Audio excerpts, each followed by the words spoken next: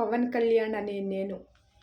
ఈ పుస్తకం చూసినప్పుడు, ఇది చదివినప్పుడు నాకే కాదు ప్రతి జన సైనికుడికి, వీర మహిళకి, ప్రతి కార్యకర్తకి వినాలనుకున్న ఒక్క మాట, కొణిదెల పవన్ కళ్యాణ్ అనే నేను ఆంధ్ర రాష్ట్ర ముఖ్యమంత్రిగా.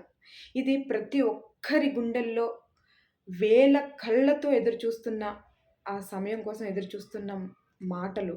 సో, ఈ పవన్ కళ్యాణ్ అనే నేను ఈ పుస్తకంలో ప్రతి అంశాన్ని ఎంత క్షుణ్ణంగా ఫీలయితూ తమ్ముడు వికాస్ రాసాడు అనిపించింది. ఎందుకంటే ఎర్ర కండువా మనకొక ఎమోషన్.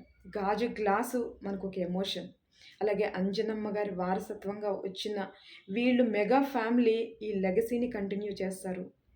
చెయ్యాలి అని మనకు ఉన్న ఆకాంక్ష. సో, వారాహి. ఈ వారాహి యాత్ర అనేది అధికారికంగా ఆయన ఆ వారాహి మీద నిలబడి మాట్లాడిన ఆయన మాటలు అసలు ఎంత ఉత్తేజాన్ని మనకిచ్చాయో కాదు, గత ప్రభుత్వాన్ని కూకటి వేళ్ళతో తీసేయడానికి ఒక బ్రహ్మాస్త్రంగా ఆ వారాహి పనిచేసింది. సో, ఈ విషయాలన్నీ పవన్ కళ్యాణ్ గారు పుట్టిన దగ్గర నుంచి జర్నీ, సో, అలాగే ఆయన రాజకీయంగా ఎదుగుదలకి ఆయన చేసిన ప్లాన్స్ ఇవన్నీ తమ్ముడు ఫీల్ అయితూ, తను చూస్తూ రాసిన ఈ మాటలన్నీ చాలా చదువుతుంటే చాలా బాగా అనిపించింది. సో, ఇది ఆన్‌లైన్‌లో కూడా అవైలబుల్ ఉంది. ఖచ్చితంగా ప్రతి జన సైనికుడు, వీర మహిళ చదవాల్సిన పుస్తకం. ఎందుకంటే పవన్ కళ్యాణ్ గారి నవ్వు మనం ఎంత ఫీల్ అయితామో, ఆయన విజయాన్ని అతనికంటే ఎక్కువ ఫీల్ అయ్యేది మనం.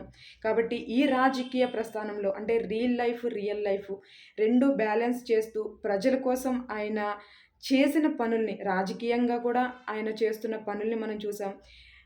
ఒక ఆపదొస్తే ఎలా స్పందిస్తారో మనందరికీ తెలుసు కళ్యాణ్ గారు.